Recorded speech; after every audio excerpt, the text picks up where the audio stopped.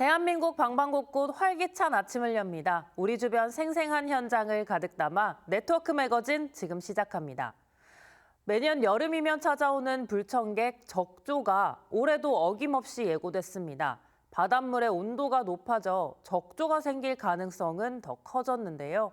어민들과 관계당국이 실제 상황을 방불케 하는 긴급 방제 훈련에 나섰습니다. 이성진 기자입니다. 가두리 양식장 주변이 검붉게 물들었습니다. 수온 상승으로 식물성 플랑크톤이 대량 번식해 발생한 적조입니다. 어민들이 황토를 뿌리며 긴급 방제에 나섰지만 출하를 앞둔 감성돔과 농어 수십만 마리가 폐사했습니다. 지난해 경남, 전남 해안에서만 375만 마리, 76억 원 피해가 발생했습니다. 올해는 이런 피해를 되풀이하지 않기 위해 관련 기관과 어민들이 긴급 합동훈련에 나섰습니다. 적조주의보 발령 상황을 가정해 대형 선박이 양식장 주변에 황토를 살포합니다. 대형 선박에서 황토를 뿌리면 소형 선박이 물살을 일으켜 적조 생물을 바다 밑으로 가라앉힙니다. 상황이 악화될 경우에 대비해 양식 어류를 방류하는 훈련도 진행됐습니다. 피해를 많이 입었는데도 실질적으로 저희들이 어떻게 대응할 수 있는 방법이 없습니다. 국립수산과학원은 올해 우리나라 바다 표층 수온이 평년보다 1도 이상 높을 것으로 전망했습니다. 적조 발생 가능성이 그만큼 높아진 겁니다.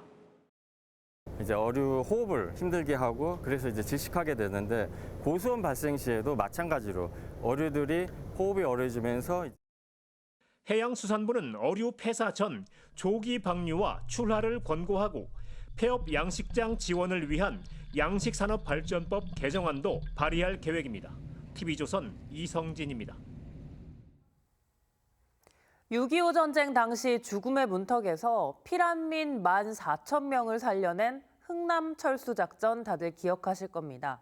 그 기적의 역사를 간직한 기념공원이 76년 만에 경남 거제에 있는 장승포항에 문을 열었습니다. 김태준 기자가 보도합니다. 1950년 12월 함경남도 흥남항. 정원 60명에 불과했던 화물선 메러디스 빅토리호에 피난민 14,000명이 몸을 실었습니다. 전쟁 물자 버리고 그 자리를 사람으로 채운 기적의 항해 끝에 배는 12월 25일 경남 거제 장승포항에 무사히 닿았습니다. 이른바 크리스마스의 기적 흥남 철수작전입니다. 그날의 역사를 기억하기 위한 기념공원이 장승포항에 문을 열었습니다. 당시 매서운 추위를 간접 체험할 수 있는 공간에서부터 거제에서의 고된 피난 생활을 담은 11개 전시실도 마련됐습니다. 배 위에서 극적으로 태어난 아기 5명의 기적 같은 사연도 눈길을 사로잡습니다. 경남철수 기념관이 우리 후계 세대들에게 역사적인 교훈의 현장으로서 아주 뜻깊은 아주 가치가 있는 기념관을 찾은 피난민 후손들의 감정은 남다릅니다. 아버지나 이제 할머니나 고모들한테 전해 들었죠. 그래서 좀 많이 감명적이기도 하고. 거제시는 피난민과 후손들의 증언과 사진 자료를 수집해 왔습니다. 더 이상 전쟁이 있어서는 안 된다는 평화의 소중함을 인식하는 그런 소중한 공간으로. 거제시는 전쟁의 상흔 속에 피어난 인도주의 가치가 이곳 기념공원을 통해 후세의 소중한 교훈으로 이어지길 기대했습니다. TV조선 김태준입니다. 한우 한 마리를 키워내는 데 드는 비용의 절반은 사료값이라고 합니다. 그만큼 사료는 축산농가의 오랜 고민거리인데요. 사료를 직접 배합해 비용을 40% 이상 줄인 농가가 있다고 합니다. 김다로 기자가 취재했습니다. 농민이 사료를 붓자마자 소들이 몰려듭니다. 한우 한 마리가 하루에 먹는 사료는 10에서 15kg 수준으로 사육 비용 절반이 사료값일 만큼 부담이 큽니다. 그런데 이 축산농가는 직접 배합한 사료로 비용을 40%가량 줄였습니다. 배합을 하면서 영양소를 단계별로 딱 맞춰 해봤더니 일반 배합별로에 비해서 한 45% 전량이 됩니다. 농촌진흥청이 개발한 자가배합 프로그램 덕분입니다. 비지와 깻묵 같은 부산물과 조사료의 배합 비율을 입력하자 맞춤형 사료가 자동으로 만들어집니다. 이 방식을 도입한 농가 42곳을 조사해봤더니 사육 기간은 2달 넘게 줄었지만 도축한 고기 무게는 오히려 늘었습니다. 특히 최고 등급인 1등급 2플러스의 출현율은 전국 평균보다 20%포인트 높게 나타났습니다. 요구량에 맞게 사료를 급여하기 때문에 생산비 절감도 되고 그리고 영양소 요구량에 맞는 빠른 성장을 유도할 수 있습니다. 농촌진흥청은 사료 직접 만들기 기술을 가르쳐주는 거점 농장을 오는 2027년까지 18곳으로 늘리기로 했습니다. 또 농가들이 비싼 기획값 부담을 덜 수 있도록 장비 공유도 검토 중입니다. TV조선 김다로입니다. 지난 7년 동안 재난 현장을 누비며 16명의 생명을 구한 베테랑 구조견이 임무를 마치고 정년 퇴직했습니다. 현역의 짐을 벗고 반려견으로 제2의 삶을 시작하는 특별한 은퇴식을 하동원 기자가 다녀왔습니다. 소방대원이 구조견을 안고 헬기에서 내려옵니다. 어두운 숲은 물론 앞으로. 험준한 바위산도 거침없이 누비며 실종자 수색을 벌이는 119 구조견 충성입니다.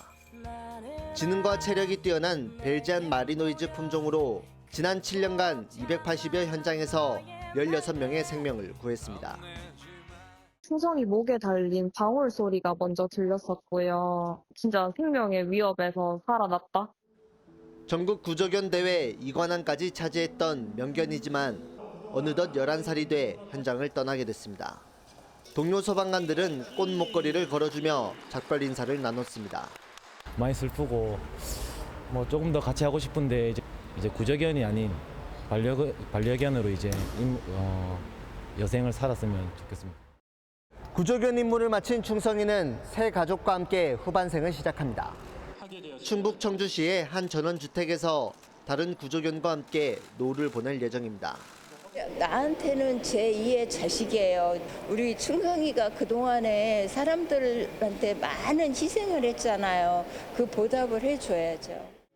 부산소방은 충성이가 떠난 자리에 같은 종 로키를 영입해 구조견 3마리 체제로 재난 대응을 이어갑니다.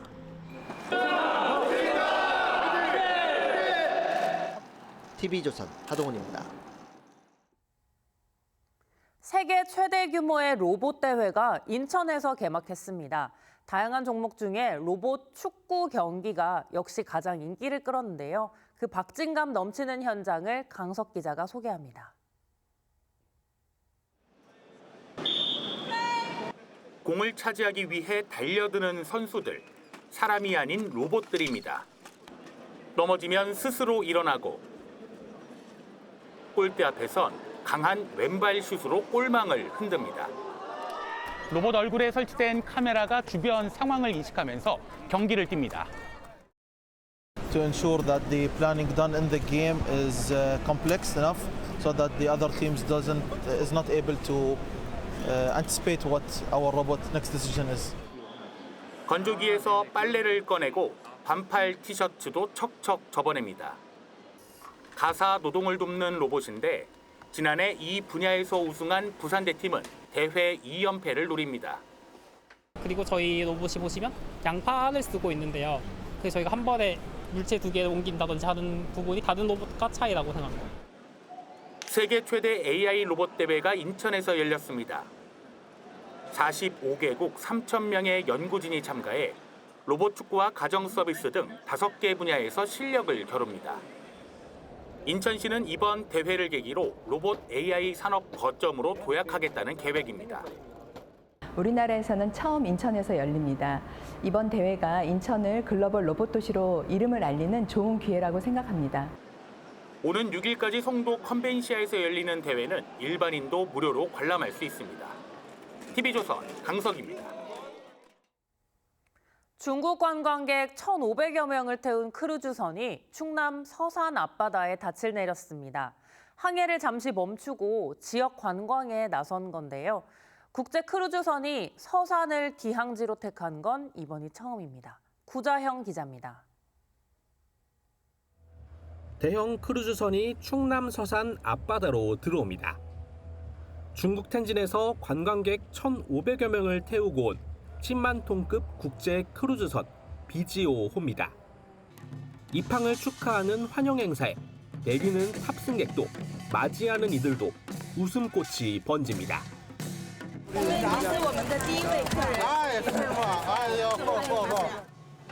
충남 서산에 외국인 관광객을 태운 크루즈선이 들어와 기항지 관광에 나선 건 이번이 처음입니다. 我觉得这里的空气非常的新鲜，然后天空非常的明朗，非常喜欢韩国，我会下次再来无数次。 대규모 관광객 방문에 전통시장도 모처럼 활기를 띠었습니다.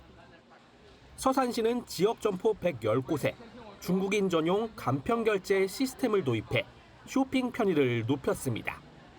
돌아다니시는 분들 많고 하니까 뭐 먹거리도 많이 팔리고 저희 같은 김 같은 것도 많이 팔리고 있거든요. 서산시는 맞춤형 관광 코스를 개발해 국제 크루즈 거점 도시로서의 입지를 다질 계획입니다. 해외 크루즈 선사를 대상으로 적극적인 마케팅을 추진해서 더 많은 국제 크루즈선이 우리 서산을 찾을 수 있도록 하겠습니다. 기항지로서의 가능성을 입증한 서산시. 서해안을 대표하는 크루즈 중심지로 거듭나기 위한 첫 발을 내디뎠습니다. TV조선 부장입니다. 이번 달부터 어선의 선장과 선원들은 모두 구명조끼를 입어야 합니다. 단속되면 과태료 최대 300만 원을 물어야 하는데요. 구명조끼 착용 의무화 이후 달라진 풍경을 김동영 기자가 취재했습니다. 우연 30도 방향 어선 한척 발견. 자, 저쪽으로 이동하자. 해경 단속정이 속도를 높이더니 조업 중인 어선에 접근합니다. 잠시 협조해 주십시오. 저희들이 경찰관이 경선에서 근무급식이 있을 예정입니다. 조타실에 있던 선장이 불이 나게 구명조끼를 챙겨 입습니다. 방금 선장님께서 어차피 조타실 안에 계셨기 때문에 이제 모시다 이분 요거는 상관이 크게 없습니다. 작업복 위에 구명조끼를 걸쳐 입는 게 거추장스럽지만 비 안 올 때는 해야 되는데 비 올 때는 저거 입고선 겉에 입으려니까 못 느꼈어. 우위 안에 겹쳐 입는 나름의 방식을 택한 선원들도 있습니다. 최근 3년간 선박사고로 숨지거나 실종된 225명 가운데 80%가 어선에서 발생하면서 이번 달부턴 기상 상황이나 승선 인원에 관계없이 구명조끼 착용이 의무화됐습니다. 단속되면 90만 원에서 최대 300만 원의 과태료를 내야 합니다. 단속을 시작한 지난 1일 울산 앞바다 어선 67척을 점검했는데 미착용 사례는 한 건도 없었습니다. 수시로 해경들이 와서 구명조끼 다 검사 자주 하기 때문에 안 할 수가 없어요. 운전하실 때 안전벨트가 생명벨트이듯 구명조끼가 필수 생명벨트입니다. 안전문화로 자리 잡기 위해선 꾸준한 단속은 물론 어민들 스스로의 노력이 우선돼야 한다는 목소리가 나옵니다. TV조선 김동영입니다. 한 주간 온라인을 뜨겁게 달군 지역의 화제 영상과 생생한 순간을 모았습니다. 현장 핫클릭 지금 시작합니다. 제주 애월읍 앞바다. 어선 옆으로 조명을 비추자 밤바다 속 거대한 흰 물체가 모습을 드러냅니다. 멸종 위기종인 대형 고래상어입니다. 한치 낚시를 하던 중 몸길이 4m에 달하는 고래상어가 포착된 건데요. 전문가들은 해수온 상승으로 아열대성 어종인 고래상어가 북상한 것으로 추정했습니다. 방파제 앞에 일직선으로 그물을 치는 사람들, 뭘 낚으려는 걸까요? 해수욕장 앞바다에 수영장을 그리듯 그물을 칩니다. 알고 보니 최근 동해안에 상어가 잇따라 출몰하면서 피서객 보호를 위해 예방 그물망을 설치했다고 합니다. SUV 차량에서 경찰관 부축을 받으며 내리는 이 운전자. 손은 딱딱하게 굳어버렸고 거친 숨은 금방이라도 멎을 듯 가빠 보입니다. 운전 중 갑작스럽게 찾아온 호흡 알레르기 증상, 아나필락시스 쇼크입니다. 다급히 119에 도움을 요청했지만 꽉 막힌 도로가 구급차의 발목을 잡습니다. 1분 1초가 급박한 상황. 경찰이 순찰차를 구급차 삼아 병원으로 달렸습니다. 경찰의 도움으로 소중한 생명을 지켜냈습니다. 지금까지 현장 핫클릭이었습니다.